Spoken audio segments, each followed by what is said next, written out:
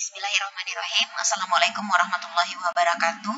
Alhamdulillah, Nanda semua, kita bertemu lagi pada semester ganjil ini untuk mata kuliah kita etika bisnis. Nah, etika bisnis merupakan suatu pembelajaran atau suatu bidang ilmu yang diberikan juga, yang wajib diberikan juga kepada setiap mahasiswa, karena mahasiswa adalah calon daripada pelaku bisnis itu sendiri, baik nanti bisnis yang mereka lakukan secara lokal, nasional, maupun internasional. Nah, sebelum kita masuk pada pembahasan kita yang berikutnya, nah kita harus lebih dahulu memahami pengertian dari etika bisnis itu sendiri. Nah, etika itu berasal dari kata Yunani yaitu ethos. Jamaknya menjadi taeta yang berarti adat istiadat. Etika juga berkaitan dengan kebiasaan hidup yang baik pada diri seseorang maupun pada suatu masyarakat. Etika juga berkaitan dengan nilai-nilai, tata cara hidup yang baik, aturan hidup yang baik, dan segala kebiasaan yang dianut dan diwariskan dari satu orang ke orang lain atau dari satu generasi ke generasi lain. Nah, karena merupakan suatu kebiasaan yang sudah dianut, nah berarti etika itu sudah kita miliki, sudah kita yakini sebelumnya, dan sudah merupakan suatu stimulatif dari kondisi-kondisi dari generasi sebelumnya kepada generasi saat ini. Kemudian etika juga merupakan bagian dari filsafat moral atau ilmu yang membahas tentang nilai dan norma yang diberikan oleh moralitas, serta etika itu sendiri yang akan lebih mengikat pada setiap pribadi manusia. Jadi, etika, kenapa dia dikatakan lebih mengikat pada pribadi manusia? Karena etika itu akan mencerminkan bagaimana karakter, bagaimana pribadi manusia itu sendiri secara individu. Nah, apalagi kalau seandainya nanti manusia atau pelaku bisnis itu sendiri sudah masuk dalam satu institusional tertentu. Sebenarnya dalam kehidupan kita sehari-hari, kita sudah melakukan etika itu karena tadi sudah distimulatif oleh adat kebiasaan yang turun-temurun, dan itu sudah dari sejak kita ada, sejak kita lahir, bahkan setelah kita berakal. Nah, kita sudah mulai melakukan etika tanpa kita sadari, walaupun itu tidak teredukasi, tapi sudah terbentuk secara stimulus dari adat istiadat tadi.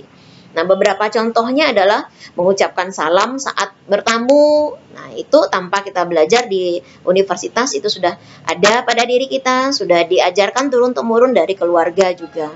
Nah, mencium tangan orang tua saat berangkat sekolah, makan dengan tangan kanan, mengucapkan terima kasih bila diberi sesuatu, merendahkan suara saat bicara dengan orang tua, mengantri saat menunggu giliran, memberi sesuatu menggunakan tangan kanan, meminta maaf jika melakukan kesalahan, membuang sampah pada tempatnya, berdoa sebelum melakukan sesuatu. Nah, itu merupakan stimulus dari etika yang sebenarnya sudah kita lakukan sejak kita kecil.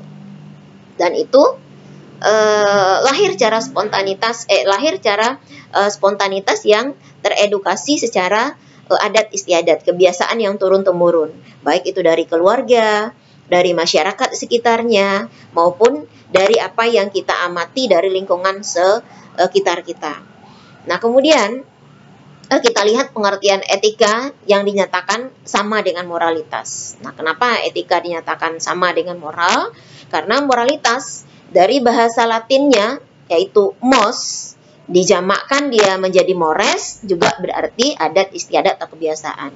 Jadi etika maupun moralitas itu kedua-duanya berasal dari suatu adat istiadat, berasal dari suatu habit, berasal dari suatu kebiasaan yang terstimulisasi tadi. Sedangkan pengertian secara harfiah etika dan moralitas juga merupakan sama-sama berarti sistem nilai tentang bagaimana manusia harus hidup sebagai manusia yang telah diinstitusionalisasikan dalam sebuah adat kebiasaan yang kemudian terwujud dalam pola perilaku yang ajek dan terulang dalam kurun waktu yang lama sebagaimana layaknya sebuah kebiasaan. Jadi pada saat manusia sudah masuk ke dalam ranah institusionalisasi, nah maka etika dan nilai moral yang dia anut tidak tidak hanya lagi mencerminkan arti atau nilai dirinya sebagai individu, tapi sudah mencerminkan juga nilai institusional tempat dia bekerja atau tempat dia berkiprah, beraktivitas untuk menunjukkan kompetensi dirinya. Nah, jadi pada saat etika disamakan dengan moral, nah itu secara harfiahnya sudah membentuk pola perilaku yang ajak benar-benar sudah tertanam di dalam diri manusia itu, dan dia akan keluar tanpa dikondisikan dalam keadaan tertentu. Nah, apalagi saat masuk institusional atau perusahaan-perusahaan tertentu, dia sudah membawa nama institusinya dalam melakukan etika dan moral. Kemudian kita lihat etika sebagai ilmu itu menuntut orang untuk berperilaku moral secara lebih kritis dan rasional. Artinya pada saat etika sudah dikatakan sebagai suatu ilmu, suatu nilai edukasi yang dimiliki oleh individu, nah itu perilaku etika atau perilaku moral yang dia tunjukkan, nah itu harus lebih kritis dan lebih rasional lagi. Nah, artinya nilai etika yang dia keluarkan pada saat dia sudah menjadi ilmu, nah itu merupakan suatu nilai etika yang benar-benar bisa ditempatkan, bisa diterima sedemikian rupa untuk membawa nama institusi maupun nama dia secara pribadi untuk ranah bisnis. Nah, sehingga dituntut untuk berperilaku moral secara lebih kritis dan rasional. Artinya tidak serampangan, harus dipikirkan dan untuk kepentingan-kepentingan tertentu, tapi tetap dikeluarkan secara baik. Nah, kemudian dengan menggunakan bahasa Nietzsche, itu Friedrich William Nietzsche yang merupakan, makanya dikatakan bahasa Nietzsche karena yang mengeluarkannya adalah Friedrich William Nietzsche, itu mendefinisikan etika adalah sebagai ilmu yang menghimbau orang untuk memiliki moralitas tuan dan bukan moralitas hamba atau kawanan. Jadi pada saat Nietzsche mengatakan bahwa etika itu moralitas tuan, artinya dia harus menunjukkan nilai etika atau nilai moralnya itu berdasarkan itulah dirinya. Jadi dia tidak mitu, dia tidak meniru, dia tidak mengkloning gaya etika orang lain. Tapi ada pun yang etika yang disadur, ada pun etika yang diadop, tapi tetap dia harus mencirikan etika dirinya sendiri. Jadi dia yang punya, dia yang tuannya etikanya, dia yang menentukan etikanya itu. Jadi saat dia beretika, dialah yang bertanggung jawab, dialah yang akan menentukan bagaimana etikanya itu akan dia explore keluar, tidak dipengaruhi oleh orang-orang lain. Nah, kemudian Nietzsche juga mengatakan menggunakan kehendak untuk berkuasa sebagai prinsip moralitas. Yang Ibu katakan tadi, dialah penguasanya, mengembalikan keutamaan moral manusia yang selama ini kepada fungsi organik dan biologis yang memang manusia butuhkan untuk mempertahankan hidup. Jadi sebagai fungsi organik dan biologis, nah etika memang diperlukan untuk mempertahankan hidup. Nah, makanya kalau ada pepatah yang mengatakan kalau orang Minang bilang itu ada budi gitu, ada keelokan baik gitu ya, itu baik-baik juga. Nah, itu semuanya merupakan suatu hal yang harus kita lakukan untuk bertahan hidup. Karena saat kita tidak beretika, maka secara alamiah kita akan tergerus, tersingkir dari kehidupan masyarakat yang tertanam secara otomatis dalam etika itu sendiri. Nah, etika juga merupakan nilai tertinggi yang harus dicapai manusia untuk menghadapi tekanan-tekanan kekuatan atau kehidupan yang dapat menciptakan potensi manusia menjadi super. Nah, atau ada dikenal dengan istilah Habermas, itu adalah manusia yang baru kembali ke semangat kekuasaan yang terbebas dari belenggu sistem nilai dan moralitas lama. Berani berkata iya pada hidup yang penuh chaos seperti sekarang ini. Jadi Nietzsche mengatakan bahwa di dalam etika itu juga akan membentuk manusia yang akan punya kehidupan dengan kualitas yang lebih tinggi. Jadi etika juga merupakan suatu bagian dalam bahasa Nietzsche yang akan menentukan kualitas nilai dari manusia itu sendiri di tengah masyarakat dalam menghadapi setiap persaingan-persaingan yang ada terutama di dalam dunia bisnis pun. Jadi kadang orang tidak hanya melihat kemampuan modal perusahaan, tidak hanya melihat kemampuan dari teknikal perusahaan, tapi bagaimana humanismnya berperilaku etis, bagaimana humanismnya mempunyai nilai-nilai moral yang mereka anggap itu bisa mereka pegang dan merupakan nilai-nilai moral yang mencirikan kebaikan perusahaan. Itu juga akan menciptakan peluang bisnis dan mempertahankan kekuatan bisnis yang ada bagi perusahaan di masa yang akan datang. Nah, kemudian Immanuel Kant itu juga mengeluarkan pengertian etika yang disebut dalam bahasa Kant. Itu dia mengatakan bahwa etika itu berusaha menggugah kesadaran manusia untuk bertindak secara otonom dan bukan secara heteronom. Nah, etika bermaksud membentuk manusia untuk bertindak secara bebas tetapi dapat dipertanggungjawabkan. Nah, menurut filsafat Yunani ada 3 jenis etika yang seperti ini, yaitu yang logika, fisika, dan etika. Nah, logika itu berkaitan dengan pemahaman rasio yang sifatnya rasionalitas tadi. Kemudian fisika berkaitan dengan hukum alam, law of nature-nya. Nah, sedangkan etika itu berkaitan dengan nilai moral. Nah, itu etika dalam bahasa Kant. Jadi, kesadaran manusia untuk bertindak secara otonom itu tadi artinya tidak ada dipengaruhi oleh orang lain. Nah, dia tidak beragam-ragam lagi. Berarti dia benar-benar mencirikan sesuatu di dalam etika yang dilahirkan oleh individu sebagai nilai individu sendiri maupun cara institusional. Nah, kemudian tadi kan juga mengatakan bahwa etika ini berkaitan dengan logika, fisika, dan etika. Nah, hukum alam juga mengatakan bahwa semua yang baik itu akan bertahan, yang baik itu akan selalu bertahan, yang baik itu akan selalu bisa mengaktualisasikan diri. Nah, sementara yang tidak baik biasanya akan tersingkir secara alamiah. Itu hukum alam yang benar-benar sudah bisa tidak akan tertolak lagi. Kalau kita lihat secara naturnya saja, buah pada satu pohon itu kalau ada buah dalam pohon itu yang busuk misalnya, atau sudah dimakan ulat, nah itu dia tidak akan bertahan di tampuknya. Dia pasti akan gugur lebih dulu dibandingkan dengan buah yang baik-baik saja. Artinya buah yang tidak terintimidasi oleh pengaruh-pengaruh luar yang membuat dia rusak. Nah, itu biasanya akan tingkat pertahanannya dan matangnya di tampuk itu akan lebih lama dibandingkan dengan yang sudah rusak. Nah, itu hukum alam. Itu sudah mencirikan hukum alam yang dimaksud oleh dalam bahasa Kant itu sendiri. Nah, kemudian dalam bahasa Kant juga mengatakan bahwa etika itu mengembangkan model filsafat yang baru, yang harus menggunakan akal praktis atau practical reason untuk memasuki wilayah noumena yang non-praktis. Jadi, etika itu bisa masuk ke wilayah noumena yang non-praktis pun. Jadi, etika itu bisa merambah kemana saja. Bisa ke wilayah noumena maupun yang non-noumenanya. Kemudian ada 3 postulat kategoris dalam bangunan filsafat Kant yang merupakan dalil-dalil dari akal praktis itu sendiri. Apa saja itu? Nah, yang pertama itu ada kebebasan. Yang kedua ada immortabilitas. Dan yang ketiga ada eksistensi Tuhan sebagai kebaikan tertinggi.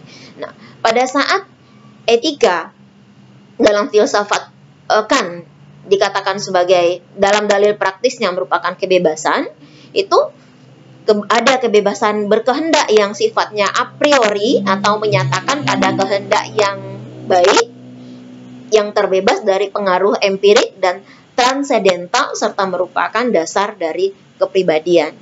Jadi, etika itu tidak dipengaruhi oleh hal apapun yang ada di luar dalam diri kita sebenarnya. Jadi, apa yang ada di luar diri kita itu hanya akan makin membuat etika yang ada di dalam diri kita itu semakin lebih baik. Jadi penyempurna, etikanya sudah ada dari dalam diri kita.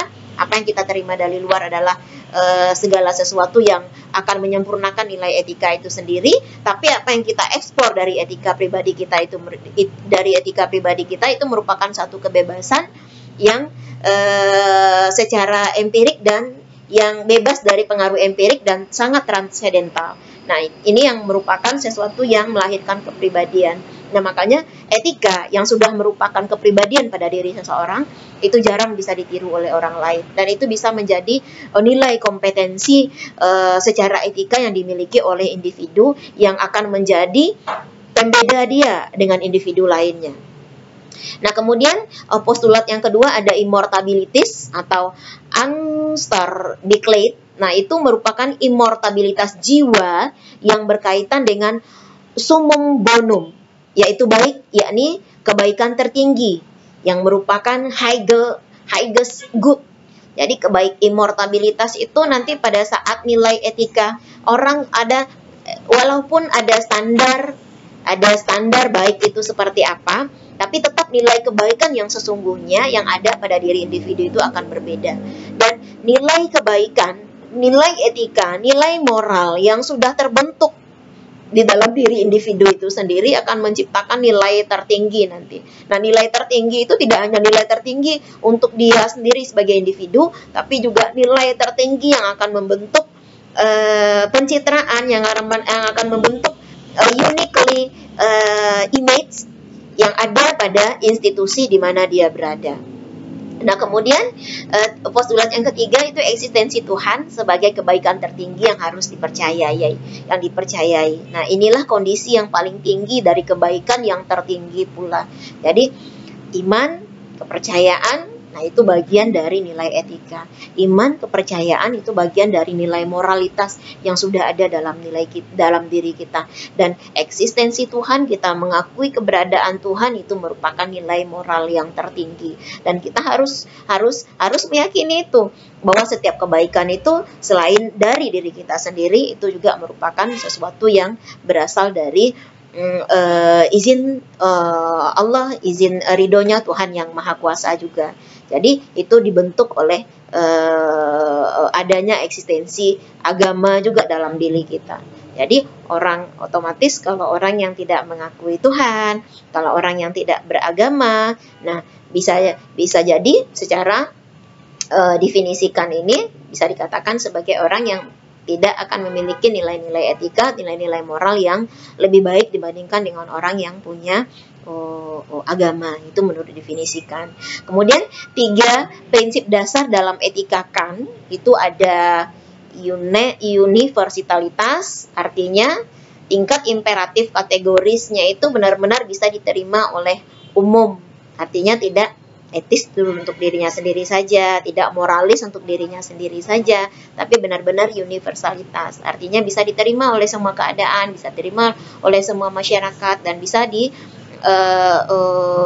dipahami dan dapat diketahui secara umumnya.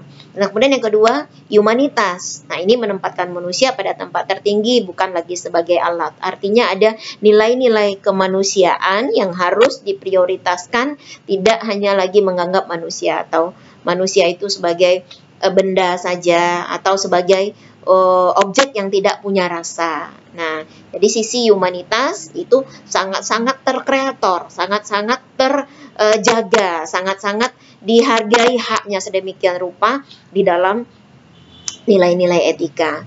Nah, kemudian 3 prinsip dasar Kant lainnya, yang ketiga itu ada otonomi, yaitu merupakan kehendak bersifat suci atau sakral yang paling mutlak dan dapat merusak realisasi dari akal budi praktis. Nah, kenapa prinsip yang ketiga ini dikatakan dia bersifat suci, sakral, nah atau paling mutlak, dan dapat pula merusak realisasi. Kenapa seperti itu? Karena pada saat dia bersifat suci atau sakral, nah orang akan lebih melihat nilai-nilai etika itu tidak hanya lagi nilai-nilai rasional bisa terabaikan pada saat-saat dia sudah menjadi otonomi yang sakral atau suci.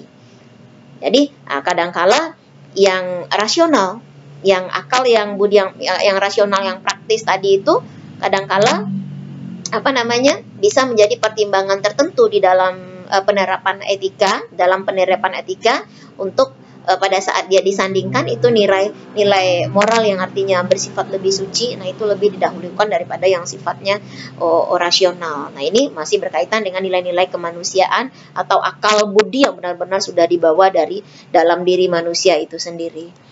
Nah kemudian bagikan dengan pemahaman terhadap virtue, dan bahasa Latinnya virtu itu adalah varco, itu sebagai tujuan akhir dari pure practical ration pada norma moral yang mengarah pada agama juga.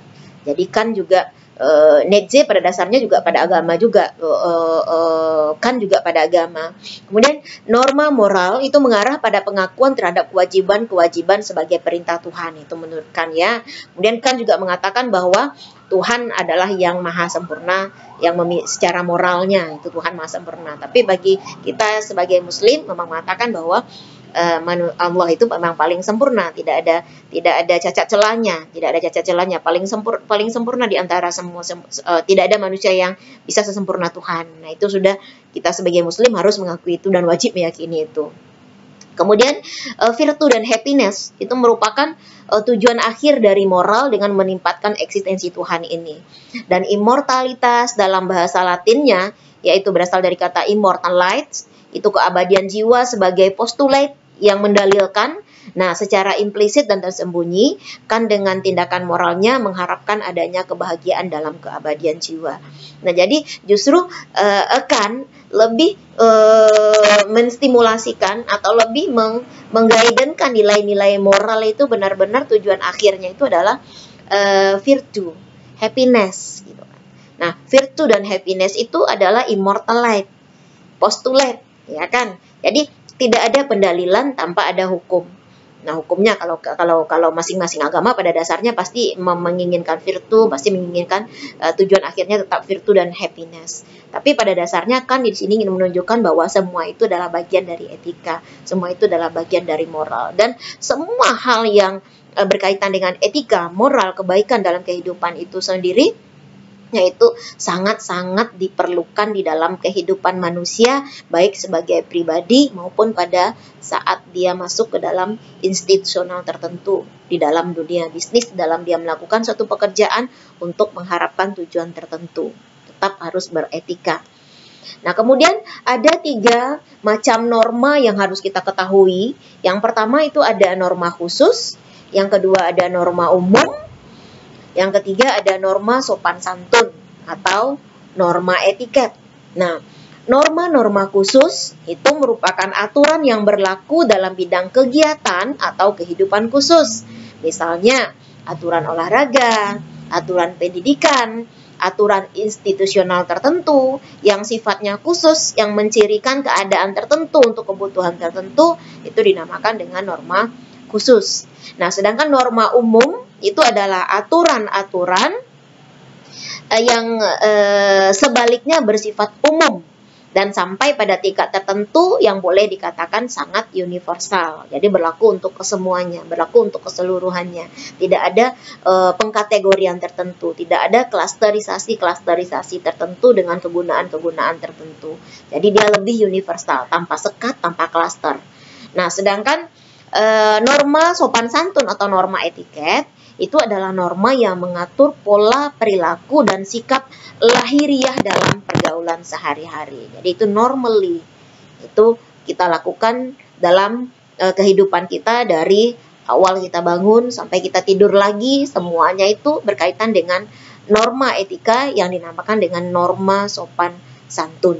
Jadi dalam pergaulan sehari-hari. Nah, pergaulan sehari-hari pun itu bisa individu ke individu, bisa individu ke kelompok tertentu, individu ke masyarakat, individu dalam suatu negara. Nah, tapi itu merupakan pola pergaulan sehari-hari. Itu norma sopan santun. Nah, pada dasarnya etika itu tidak sama dengan etiket. Nah, etika sebagaimana sudah kita katakan tadi. Habit, nilai kebaikan, semua yang baik-baik yang diterima secara umum, bisa diterima secara umum.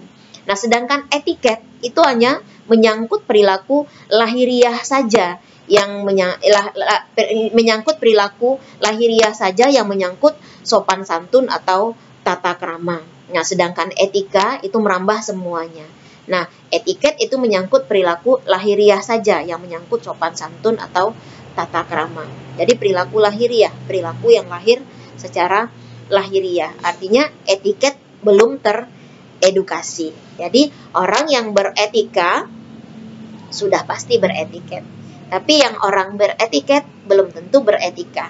Nah, kenapa? Karena etiket itu hanya lahir saja baru, sedangkan etika itu sudah diramu sedemikian rupa, sudah digojloki sedemikian rupa dengan edukasi ilmu, dengan pemahaman lingkungan, dengan pola-pola tertentu yang membentuknya menjadi lebih berkarakter, lebih berisi dan lebih punya nilai kualitas dan sifatnya lebih universal. Jadi etiket sifatnya lebih spesifik ke individu, lahir secara lahiriah, sedangkan etika sifatnya lebih universal, mengglobal dan bisa digunakan pada semua bidang itu etika ya.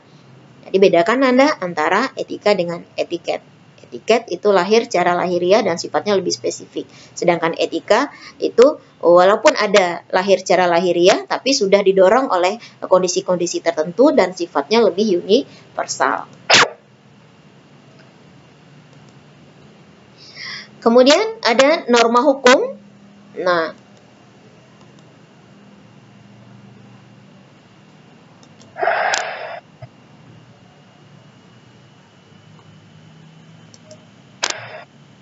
ada juga norma yang berkaitan dengan hukum. Itu adalah norma yang dituntut keberlakuannya secara tegas oleh masyarakat karena dianggap perlu dan niscaya demi keselamatan dan kesejahteraan manusia dalam kehidupan masyarakat. Nah, norma hukum ini merupakan suatu norma yang secara institusional juga, dan norma hukum ini ada norma hukum yang ada di tengah masyarakat, ada norma hukum yang berada dalam satu negara yang tujuannya itu adalah untuk mengatur. Dan norma hukum biasanya merupakan suatu perilaku yang dituntut harus dilakukan oleh setiap masyarakat, setiap individu yang ada di bawah naungan hukum tersebut yang wajib dilakukan. Dan apabila norma hukum ini dan apabila ada aturan-aturan hukum tersebut tidak dituruti atau tidak dilakukan sedemikian rupa oleh yang bersangkutan, nah maka biasanya ada punishment tertentu atau ada hukuman-hukuman tertentu yang diberikan apabila norma hukumnya tidak dipenuhi. Nah, norma hukum ini juga mencerminkan harapan, mencerminkan keinginan, dan mencerminkan keyakinan seluruh anggota masyarakat tersebut tentang bagaimana hidup masyarakat itu yang baik dan bagaimana masyarakat tersebut harus diatur secara baik pula. Nah, itu gunanya norma hukum harus ada. Dan norma hukum dalam kehidupan institusional itu harus ada. Dalam kehidupan bernegara itu harus ada. Bahkan kadang dalam kehidupan kita bermasyarakat pun itu tetap harus ada. Karena dengan adanya hukum, dengan adanya norma hukum, nah biasanya lebih terguidance, lebih ada yang mengarahkan, dan biasanya dalam ketaatan norma hukum dibuat oleh lembaga-lembaga atau institusi yang berkaitan, yang berwenang, yang ditunjuk di dalam itu dan mempunyai hak untuk mengeluarkannya dan harus diikuti. Dan masyarakat biasanya tetap harus punya anutan untuk itu. Kalau tidak akan terguidance dengan baik, karena memang fitrah manusia tanpa ada guidance, nah mereka akan keluar dari arah yang sudah ditentukan. Itu norma yang berkaitan dengan norma hukum. Nah, norma moral berkaitan juga dengan aturan mengenai sikap dan perilaku manusia sebagai manusia. Itu norma moral. Jadi manusia sebagai manusia. Jadi artinya sekarang ini ada ya manusia yang tidak sebagai manusia. Artinya ada manusia yang perilakunya tidak humanism. Ada manusia yang perilakunya tidak mencerminkan nilai-nilai kemanusiaan. Nah, itu ada dalam norma moral. Artinya kalau kita sudah punya perilaku yang di luar kemanusiaan, yang artinya di luar norma etika, di luar nilai moral manusia, nah itu kita sudah dikatakan tidak beretika Anda semua. Kemudian norma moral ini menyangkut juga aturan tentang baik buruknya, adil tidaknya tindakan dan perilaku manusia sejauh ia dilihat sebagai manusia. Nah, ada beberapa ciri utama yang membedakan norma moral dari norma umum. Nah, kendati dalam kaitannya dengan norma hukum, ciri-cirinya itu bisa tumpang tindih. Nah, diantaranya ada kaidah moral berkaitan dengan hal-hal yang mempunyai atau dianggap mempunyai konsekuensi yang serius bagi kesejahteraan, kebaikan, kehidupan manusia, baik sebagai pribadi maupun kelompok. Itu kaidah moral. Kemudian, norma moral tidak ditetapkan atau diubah oleh keputusan penguasa tertentu. Norma moral dan juga norma hukum merupakan ekspresi,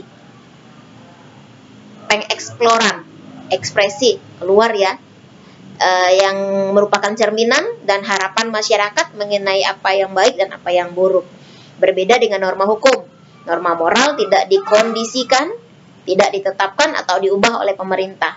Ia lebih merupakan hukum tak tertulis dalam hati setiap anggota masyarakat, yang karena itu mengikat setiap anggota dari dalam dirinya sendiri. Itu bedanya tadi nilai norma moral dan hukum ya. Hukum tadi sifatnya mengikat, sedangkan yang norma moral tidak mengikat ya. Norma moral selalu menyangkut sebuah perasaan khusus tertentu yang oleh beberapa filosof moral itu disebut sebagai perasaan moral atau moral sense. Nah, kadang ada dalam kehidupan sehari-hari orang mengatakan bahwa kalau seandainya sudah ada secara logika, secara realitis itu sudah tidak lagi terakomodir, nama orang mengatakan kembalikan lagi kepada hati nuraninya, kembalikan lagi kepada nilai moralnya seperti apa, nilai etikanya seperti apa. Nah, itu makanya di luar keadaan kondisi khusus tertentu. Nah, jadi Nanda semua bisa kita simpulkan bahwa etika itu adalah segala kebaikan. Etika adalah semua nilai-nilai baik. Semua yang baik-baik itu adalah etika. Nah, etika itu pada dasarnya sudah kita lakukan sejak kita ada. Nah, tapi dengan bertambahnya usia kita, berkembangnya kehidupan sosial kita, berkembangnya kehidupan masyarakat kita dituntut untuk lebih beretika secara ilmiah, lebih beretika secara tidak saja secara rasional tadi, tapi kita juga harus menambah nilai-nilai etika yang ada pada diri kita, sudah kita miliki tadi secara lahiriah, untuk diberikan lagi pemahaman bagaimana etikanya itu sendiri. Karena untuk etika secara khusus tadi, nah itu pada institusi tertentu, secara institusional itu akan berbeda-beda. Dalam setiap negara itu juga akan berbeda-beda kadang-kadang nilai etikanya. Tapi etika dasar yang kita miliki sebagai manusia pada dasarnya itu akan selalu sama. Demikianlah Anda semua pertemuan awal dari mata kuliah kata kita saat ini sebagai pembuka. Mudah-mudahan bisa membuat Anda memahami definisi dari etika itu sendiri secara baik. Kita cukupkan sampai di sini. Alhamdulillah. Assalamualaikum warahmatullahi wabarakatuh. Mohon maaf atas segala kesalahannya.